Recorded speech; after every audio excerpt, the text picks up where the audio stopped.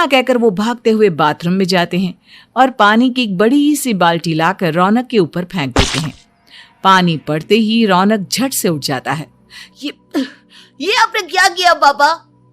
अब तो उठेगा नहीं तो यही करना पड़ेगा ना।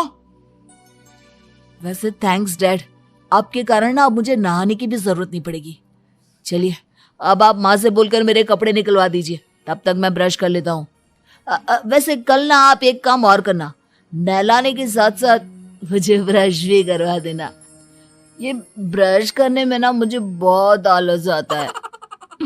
रौनक की बातों से अरविंद का मुंह खुला का खुला रह जाता है। वो अपनी पत्नी कमला के पास जाता है और रौनक की हरकतों के बारे में बताता है, जिसे सुन उसकी पत्नी हंसने लगती है। तुम अपने बेटे को समझाने के बजाय हंस रही हो। रौनक बच्चा है, धीरे धीरे सुधर जाएगा। आप क्यों उसके पीछे पड़े रहते हो?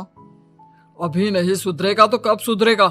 10वीं क्लास में है रौनक, वो अब कोई बच्चा नहीं रहा। अरविंद की इतना बोलते ही वहां रौनक भी आ जाता है। क्या डैड, मैंने आपको एक काम दिया था, वो भी नहीं हुआ आपसे। अरे क्या हुआ बेटा? माँ, मैंने डैड से बोला था कि वो आपको बोलकर मेरे स्कूल की यूनिफॉर्म निकाल दे, लेकिन मेरे पीछे पड़ने के अलावा इनसे एक काम ढंग से नहीं होता। देख रही हो कमला, देख रही हो अपने लाडले को? अरे आप चुप रहिए जी। चलो बेटा, मैं तुम्हें कपड़े निकाल कर दे देती हूँ बस। ऐसे ही साल पर साल बीतते जाते हैं, लेकिन रौनक के रवैये में कोई बदलाव नहीं आता। वो पहले से भी ज्यादा आलसी और पूरी तरह अपने माता पिता पर निर्भर हो जाता है। 2 साल बाद पता नहीं कहाँ गायब रहता है पूरे दिन। अब तक तो आ जाना चाहिए था। अरे आप इतनी फिक्र क्यों कर रहे हो उसकी? दोस्तों के साथ खेल रहा होगा, आ जाएगा अभी। ये कोई टाइम है खेलने का? 10 बजने वाले हैं, इतनी रात में कौन खेलता है? कमला कुछ कहती उससे पहले ही रौनक वहां आ जाता है। मम्मी, जल्दी से खाना लगा दो, बहुत भूख लग रही है। तुम्हें तब तक खाना नहीं मिलेगा जब तक तुम बता नहीं देते कि इतनी रात गए कहां से आ रहे हो। ओ प्लीज डैड, अब आप एसी पे प्रद्युमन बनकर मेरे सर पर बंदूक लेकर मत बैठ जाना। अपनी फालतू की बकवास बंद कर और बता कहां से आ रहा है। माँ, अब समझाइए ना डैड को। बता देना बेटा, इनको भी तसल्ली हो जाएगी। आप बोल रही हैं तो बता देता हूँ। मैं दोस्तों के साथ मूवी देखने गया था, इसलिए देर हो गई। तो इन सब चीजों में मेरे पैसे उड़ाता है। कभी 1 रुपया कमाने के बारे में सोचा है तूने? जब देखो हवा की तरह पैसे उड़ाता रहता है। माँ, अब आप इन्हें चुप करा दीजिए, वरना ना मुझे गुस्सा आ जाएगा। अच्छा, क्या कर लेगा? बता ना, क्या कर लेगा तू? वैसे बात तो ठीक ही है, मैं कर ही क्या सकता हूँ। पैसे तो फिर भी मैं आपसे ही मांगूंगा ना। चलिए अब ये सब बात छोड़िए और मम्मी, मेरे लिए खाना लगा दीजिए। अभी लगा देती हूँ बेटा। मैं बता रहा हूँ कमला, एक दिन ये ऐसे ही बिगड़ जाएगा। उफ़ो, आप क्यों इतना पीछे पड़े रहते हो मेरे बच्चे के? बात की बात में देखेंगे, अभी आप शांति से उसे खाना खाने देंगे?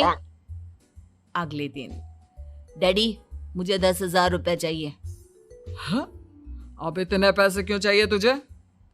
डैड, आप बिना सवाल किए कभी पैसे नहीं दे सकते क्या? जब तक तू बताएगा नहीं तुझे पैसे भी नहीं मिलेंगे। अरे, अब आप अपने बेटे को पैसे भी नहीं दे सकते? नालायक, तेरी उम्र के लोग नौकरी करते हैं और एक तू है जो नौकरी करने का नाम ही नहीं लेता कभी। आप लोगों के होते हुए भला मैं नौकरी क्यों करूं? अरे हम कब तक पैसे देंगे तुझे? तुझे भी तो अपने पैरों पर खड़ा होना होगा ना। कौन सा उधार के पैरों पर खड़ा हूं? अपने ही तो पैरों पर खड़ा हूं मैं। इसी तरह रौनक दिन प्रतिदिन लापरवाह होता जाता है। उसकी लापरवाही को देखते हुए अरविंद और कमला अपने बेटे की शादी कराने का फैसला लेते हैं और 1 महीने के अंदर अंदर ही रौनक की शादी मेघा नाम की लड़की से करा देते हैं। शादी के कुछ दिन बाद, रौनक, मुझे एक अच्छी सी साड़ी चाहिए, आप ला दोगे ना? हाँ, क्यों नहीं। कितने तक की आती है साड़ी? यही करीब 5,000 तक की। तुम चिंता मत करो, मैं आज ही डैडी से पैसे मांगकर तुम्हारे लिए साड़ी ले आऊंगा। आप कब तक ऐसे ही अपने पापा से पैसे मांगते रहेंगे? कोई अच्छी सी नौकरी क्यों नहीं कर लेते आप? अरे डैड के होते हुए मुझे नौकरी करने की जरूरत ही क्या है? पर आप ऐसे कब तक उनसे पैसे मांगते रहेंगे? कुछ आपको अपने दम पर भी तो करना होगा ना। अब तुम भी बाकी लोगों की तरह मुझे ज्ञान देना शुरू मत कर देना। साड़ी चाहिए ना तुम्हें, मिल जाएगी बस। इतना कहकर रौनक अपने पिता से पैसे मांगने चला जाता है। डैडी, मुझे 5,000 रुपया चाहिए। अब 5,000 क्यों चाहिए तुझे? वो मेघा को साड़ी चाहिए थी। अरविंद आगे बिना कुछ कहे चुपचाप उसे पैसे निकाल कर दे देता है। कुछ दिन बाद तुम्हें नहीं लगता कमला, रौनक हम पर पहले से भी ज्यादा डिपेंड हो गया है? मुझे तो अब उसके भविष्य की चिंता होने लगी है। कल को हमें कुछ हो गया तो वो क्या करेगा? काश तुमने पहले ये सोच लिया होता तो आज हमारा बेटा इतना लापरवाह नहीं होता। तब मुझे कहाँ पता था कि मेरा लाड़ प्यार उसे इतना बिगाड़ देगा कि वो इस हद तक लापरवाह बन जाएगा। कोई बात नहीं, अभी भी देर नहीं हुई। मुझे पता है उसे कैसे सुधारा जा सकता है। कैसे? अरविंद कुछ कहता उससे पहले रौनक वहां आ जाता है और पैसों के लिए हाथ फैलाने लगता है। डैड, मैं और मेघा बाहर घूमने जाना चाहते हैं। अरे वाह, ये आज सूरज कहाँ से निकला है? Dad please. अच्छा चलो अब मुद्दे की बात करो। मुझे अब 25,000 चाहिए। अब तुम्हें 1 रुपया भी नहीं मिलने वाला। अगर तुम्हें पैसों की इतनी ही जरूरत है तो कोई ढंग की नौकरी कर लो। मम्मी, आप कुछ कहिए ना डैड को। बेटा, वो गलत क्या बोल रहे हैं? ये सब हम तेरे भले के लिए ही तो कर रहे हैं।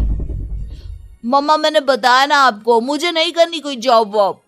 तो ठीक है, निकल जाओ हमारे घर से। तुम्हारे जैसे लोगों के लिए मैंने ये घर खड़ा नहीं किया है। जितना ये घर आपका है ना, उतना ही मेरा भी है। मैं कहीं नहीं जाने वाला। जाना तो पड़ेगा ही तुझे, क्योंकि अब मैं तेरा कोई भी खर्चा नहीं उठाने वाला। ठीक है, मत उठाइए मेरा खर्चा, मैं अपने दम पर भी जी सकता हूँ। तो बेशर्मों की तरह अब तक यहाँ क्यों खड़ा है? अपना सामान ले और निकल जाए यहाँ से। रौनक पैर पटकते हुए वहां से चला जाता है। घर से निकालना जरूरी है क्या उसे? बिना पैसों के कौन रखेगा उसे किराए पर? अगर उसका भविष्य सुधारना है तो हमें अपने दिल पर पत्थर रखकर ये कदम उठाना ही होगा। दोनों बात कर रहे होते हैं कि रौनक अपनी पत्नी के साथ एक बड़ा सा बैग लेकर घर से निकल जाता है, लेकिन घर से बाहर उसे कोई भी मुफ्त में अपने घर किराए पर नहीं रखता। अंत में थक हार कर वो फिर से अपने घर चला जाता है। क्या हुआ? थोड़ी देर पहले तो दहाड़ते हुए घर से निकला था, अब क्या हुआ? नहीं रखा ना किसी ने तुझे किराए पर? डैड प्लीज, मैं कुछ दिनों में कोई अच्छी सी नौकरी शुरू कर दूंगा। आप तब तक तो हमें रख लीजिए प्लीज। सुबह से रात हो चुकी है लेकिन कोई हमें रखने को राजी नहीं है। अब आप ही बताइए, इतनी रात को मैं मेघा को लेकर कहाँ जाऊंगा? ठीक है ठीक है, बहू की वजह से मैं तुझे घर पर रख रहा हूँ, लेकिन तू इस घर में एक बेटे की नहीं बल्कि एक किराएदार की हैसियत से रहेगा। 3 महीने है तेरे पास। इन 3 महीनों के अंदर अंदर मुझे तेरी पहली तनख्वाह हाथ में चाहिए, समझ गया? पक्का डैड, इन 3 महीनों के अंदर अंदर तो कोई बढ़िया सी नौकरी ढूंढ ही लूंगा मैं। ऐसे ही धीरे धीरे समय बीतने लगता है और अरविंद के दिए 3 महीनों में से 2 महीने बीत चुके होते हैं। पापा जी ने हमें 3 महीने दिए थे, जिसमें से 2 महीने तो बीत चुके हैं। अब ये आखिरी महीना बचा है। अरे तुम चिंता मत करो, आज मेरा ना 2 जगह इंटरव्यू है, दोनों में से कहीं ना कहीं तो जॉब लग ही जाएगी। अच्छा, all the best. Raunak interview के लिए निकल जाता है, जिसके बाद शाम में रौनक घर आता है। कैसा गया इंटरव्यू? आपकी नौकरी लगी या नहीं? अरे पहले सांस तो ले लेने दो अच्छे से। बताइए ना, मुझसे तो जरा भी इंतजार नहीं हो रहा है। वो दरअसल बात यह है कि मेरी नौकरी तो लग चुकी है लेकिन पैसे बहुत कम है। कितने पैसे हैं? 15,000। इतने में अरविंद और कमला मिठाई का डिब्बा लेकर आ जाते हैं। बधाई हो बेटा। हम जानते थे तेरी जॉब जरूर लगेगी। लेकिन मेरी सैलरी बहुत कम है मम्मा। कम है तो क्या हुआ, धीरे धीरे बढ़ जाएगी। हाँ बेटा, हम तो बस चाहते थे कि तू अपने पैरों पर खड़ा हो जाए। मतलब अब आप मुझे घर से नहीं निकालेंगे? नहीं, ये सब हमने तुझे जिम्मेदार इंसान बनाने के लिए किया था। Thank you mummy papa. अगर आप दोनों ऐसा नहीं करते तो मुझे कभी